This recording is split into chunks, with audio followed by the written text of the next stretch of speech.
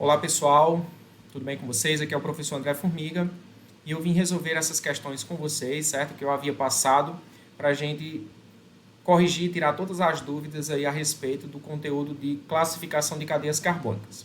Então, nessa primeira questão, que contempla a habilidade 17, que é você relacionar informações apresentadas em diferentes linguagens, que no caso aí são imagens, contextos e outras linguagens simbólicas, ela fala sobre a fluoxetina. A fluoxetina, presente na composição química do Prozac, apresenta fórmula estrutural conforme a imagem. E aí ele fala, conforme essa imagem, com relação a esse composto, é correto afirmar que. Então aqui é uma questão que você vai fazer eliminações por testagem. Você vai testando alternativa por alternativa, baseado na classificação, obviamente pelas opções apresentadas aí, dessa cadeia. A primeira alternativa diz o seguinte, que a estrutura da fluoxetina apresenta cadeia carbônica cíclica e saturada. Primeiro, o que é uma cadeia cíclica? É uma cadeia que apresenta um ciclo, ela é fechada. Ao analisar a estrutura, nós podemos perceber que ela não é uma cadeia unicamente cíclica.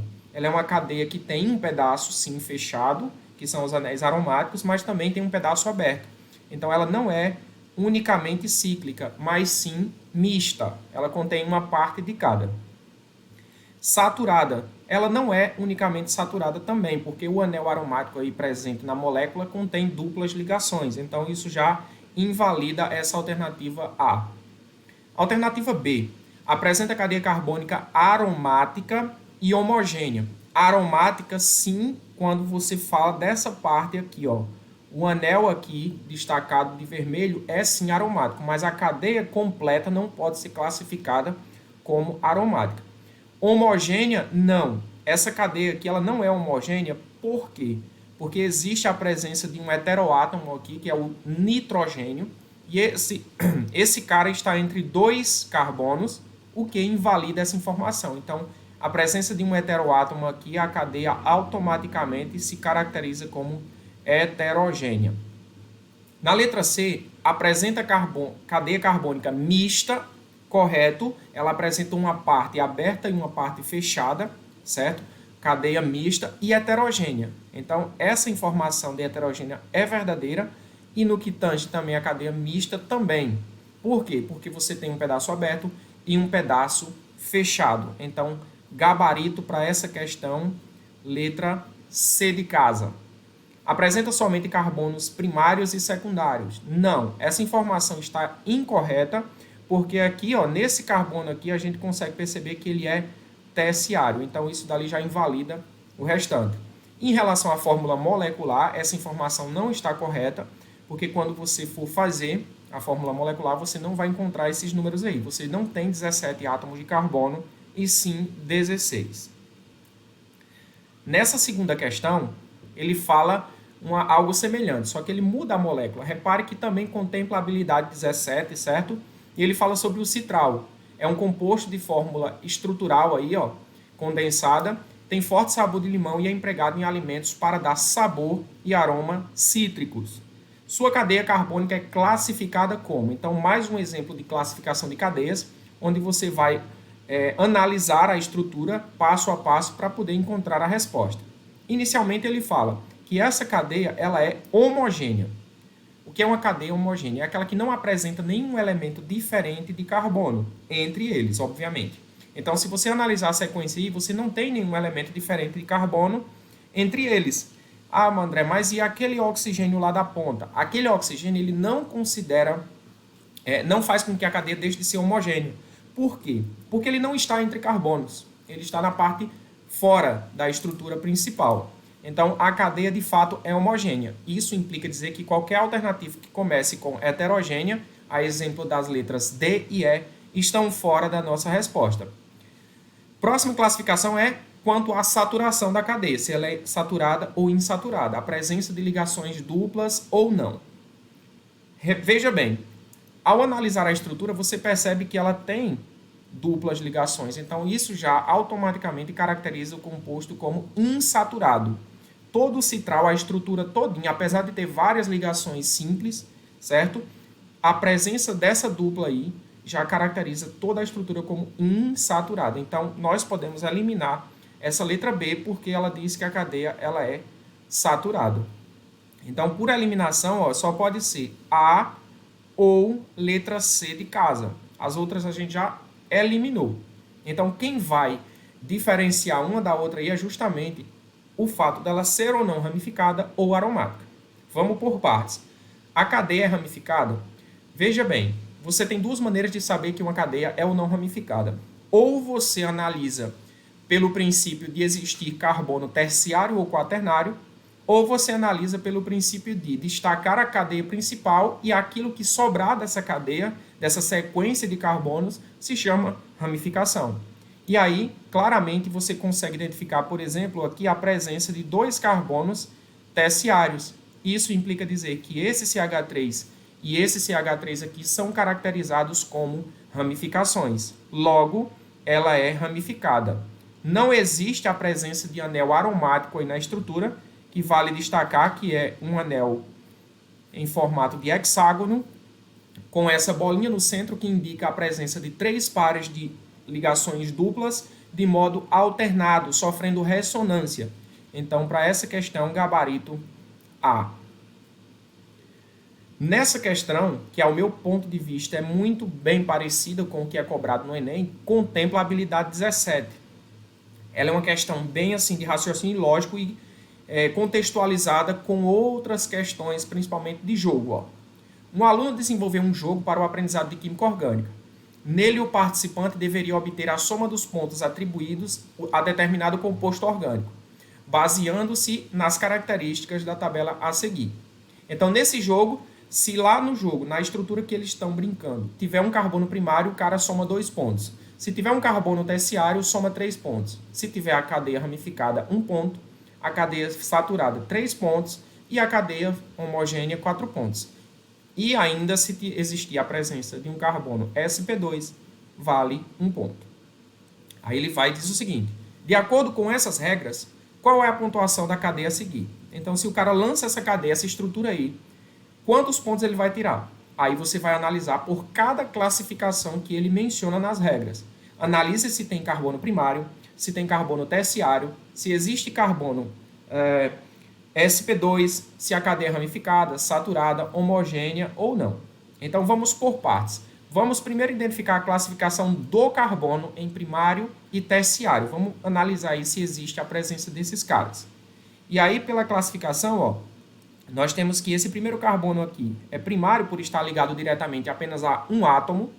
Esse segundo aqui já vai ser secundário por estar ligado diretamente a 2, um do lado esquerdo e um do lado direito. Lembrando que ele não é terciário porque o oxigênio embaixo não conta, tá? Esse terceiro aqui já vai ser terciário. Esse outro de cima aqui vai ser secundário. Esse aqui, secundário. Esse aqui, ó, cuidado, porque ele é primário por não estar ligado a dois carbonos, perdão. Ele está ligado apenas a um, por isso que ele é primário. E esse outro, consequentemente, também a mesma situação, primário. Então, ao todo, nós temos aqui 3 carbonos primários. Então, a quantidade de pontos é 2 e nós temos 3 carbonos. Então, vai ser 2 pontos para cada um. Logo, nós teremos 2 vezes 3, 6. Quantos carbonos terciários nós temos na molécula? Nessa molécula aí, essa cadeia apresenta apenas 1. Então, você vai lá multiplicar pela quantidade de pontos. 3 vezes 1, nós temos 3. Agora, vamos classificar a cadeia para verificar quantos pontos a gente consegue extrair dessa estrutura. Analisando, a cadeia ela é terciária? Perdão, a cadeia ela é ramificada? Você pode constatar essa informação a partir desse carbono aqui, ó. A presença do carbono terciário nessa molécula aí, nessa estrutura, caracteriza o composto como ramificado. Logo, você já está pontuando aqui mais 1. A cadeia ela é saturada? Se ela for saturada, você tem 3 pontos. Se ela não for, você não tem nenhum. Então, vamos analisar. O que é uma cadeia saturada? É uma cadeia que apresenta, entre átomos de carbonos, apenas as ligações simples. E, fazendo uma análise bem tranquila nessa estrutura, você consegue perceber que, entre cada carbono, só existem ligações simples. Logo, nós temos aí mais 3 pontos, porque essa informação é verdadeira. A cadeia, de fato, ela é saturada. A cadeia ela é homogênea? Se ela for, a gente pontua mais 4. Se não for, não pontua, obviamente. E aí essa informação ela não é verdadeira por conta desse oxigênio. O fato de existir um heteroátomo, um átomo diferente de carbono entre eles, constitui a cadeia como heterogênea. Então a gente não vai pontuar em relação a esse critério. E para que exista um carbono sp2, nós temos que ter um carbono, só para recapitular aqui, um carbono realizando uma ligação dupla e duas ligações simples. Então nós não temos em nenhum momento dessa estrutura esse elemento. Então não pontuamos também. Então, ó, a resposta é justamente a soma desses pontos. Quantos pontos ao todo a gente vai obter? Basta que você some, ó. Você tem 6 mais 3, 9. 9 com 1, 10, mais 3, 13 pontos ao todo. E o gabarito dessa questão aqui é a letra C de casa. Questãozinha bem tranquila, bem bacana. Questão de análise que envolve classificação do carbono, classificação da cadeia carbônica e também um pouco de hibridação. A quarta questão vai falar justamente de ligações π, elétrons π, ligações sigma e por aí vai. É uma questão também avaliativa, de análise. Você fazendo a leitura tranquila, com calma, que você consegue resolver sem nenhum problema. Vamos por partes, ó. Um dos corantes do pau-brasil é a brasileína, com fórmula estrutural plana apresentada a seguir. Essa imagem abaixo. Essa substância é colorida, pois possui várias ligações π conjugadas e um anel aromático em sua estrutura. Quantos elétrons π e quantas ligações sigma? Então, ele pede duas informações sequenciadas e você é obrigado a fornecer nesta ordem. Então, primeiro ele quer saber o número de ligações π. Como você vai identificar o número de ligações π? É simples. As ligações π estão presentes nas insaturações, ou seja, em duplas e nas triplas. Nas duplas ligações você tem uma π e uma sigma, e nas triplas ligações você tem duas π sim, e uma sigma. A ordem não importa, você pode começar com a π, terminar com a sigma, botar as duas primeiras π e uma sigma, não importa.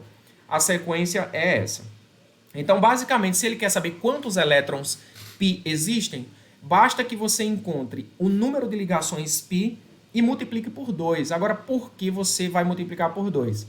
Porque cada ligação covalente é realizada entre dois elétrons. Então, achando a quantidade de ligações, você multiplica por 2, que é a quantidade de elétrons que existe em cada ligação. Então, a partir daí fica muito fácil. Ó. Você tem aqui uma ligação π aqui, outra aqui, outra aqui, outra aqui, mais uma aqui, outra aqui e outra aqui. Ó. Então, fazendo uma soma rápida aí, nós temos 7 ligações do tipo π. Então, é só multiplicar por 2 elétrons que existem em cada uma e nós encontramos 14 elétrons π. Temos a primeira parte da resposta. Então, ó, 14 elétrons π. Isso elimina a letra A, a letra B e a letra C também. Só resta para nós a letra D e E.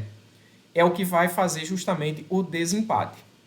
Quem vai dar esse desempate justamente é o número de ligações sigma, ou seja, as sigmas elas existem nas ligações simples, todas são sigma, e na dupla você tem uma sigma, e na tripla também você tem uma sigma.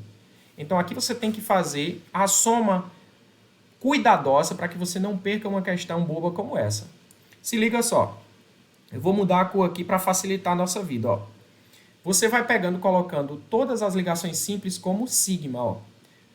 Aqui tem uma, aqui tem 2, 3, 4, 5, 6, 7, 8, 9, 10, 11, aqui tem mais uma, 12, 13, 14, 15, 16, 17, 18, 19, 20, 21, 22, 23, 24, 25. André, e as demais? Você tem mais um aqui, ó, 26, e ainda resta mais um aqui, 27. Aí você vai lá nas alternativas e encontra o 27 aqui e já marca de cara. Aí é que você se engana, galera. Muito cuidado. As ligações que estão representadas aí são apenas entre carbonos, tá? E entre outros elementos como o oxigênio. Cuidado que... Por quê? O carbono ele é tetravalente. Ele faz 4 ligações. Quando você tem uma representação estrutural como essa aí, uma fórmula estrutural plana, você não representa todas as ligações com os hidrogênios. Então, eles existem e estão implícitos na molécula. Então, você precisa entender que, além dessas 27 ligações, existem outras que completam o carbono. Por exemplo, aqui, ó, nesse carbono aqui, ele está fazendo 2 ligações, mas existem, obviamente, mais 2 hidrogênios. Então, quando você for fazer essa conferência na estrutura inteira, você vai localizar não apenas 27 ligações sigmas, mas sim 36 ao todo, tá? Você vai lá contando de um por um, de modo a deixar cada carbono com suas 4 ligações, e aí vocês vão encontrar 36 ligações sigma. Desse modo, a alternativa correta, letra E. Certo? Espero ter ajudado, pessoal. Qualquer dúvida, estou à disposição.